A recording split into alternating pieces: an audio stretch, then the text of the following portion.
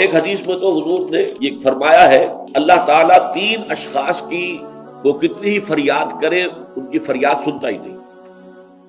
ایک ایسا شخص جو اپنی بیوی کے ہاتھوں نالا ہے، وہ کچ خلق ہے یا جو بھی ہے اس کے اندر، یہ سب ہے، روتا رہتا ہے، اس کی شکایت طلاق نہیں دیتا، تو اللہ اس کی بات نہیں سنے گا۔ جب میں نے تمہارے لیے دروازہ کھولا ہوا ہے کیوں نہیں اسے اختیار کرنا؟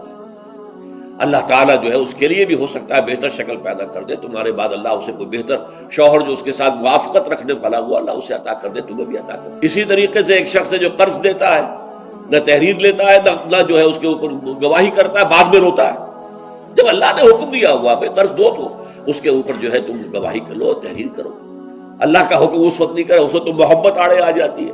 یہ تو بڑی بے مربوطی کی بات ہے کہ میرا بھائی مجھ سے قرض مانگ رہا ہے، دوست قرض مانگ رہا ہے، میں کہوں کہ لکھ کے دو اور اس کے اوپر 2 آدمیوں کے دستخط بھی کرواؤ، لیکن نہیں، اللہ کا حکم۔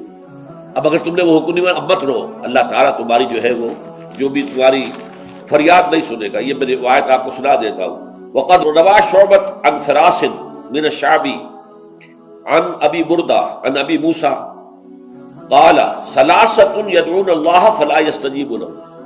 3 قسم کے لوگ وہ ہیں جو اللہ کو سے دعائیں کرتے ہیں، اللہ ان کی دعا قبول نہیں کرتا۔ رجل كانت له امرأة سيئة الخلق فلم يطلقها، ایک آدمی وہ ہے جس کی بیوی جو ہے وہ بہت ہی کج خلق ہے لیکن اسے طلاق نہیں دیتا۔ ورجل آتى ماله سفيا وقد قال الله تعالى لا تؤتوا السفهاء اموالكم، اور ایک ایسا انسان جو کہ کسی نادان ناسمجھ کے حوالے اپنا مال کر دیتا ہے، جبکہ اللہ تعالیٰ کا حکم ہے کہ ناسمجھ لوگوں کے حوالے اپنے مال نہ کرو۔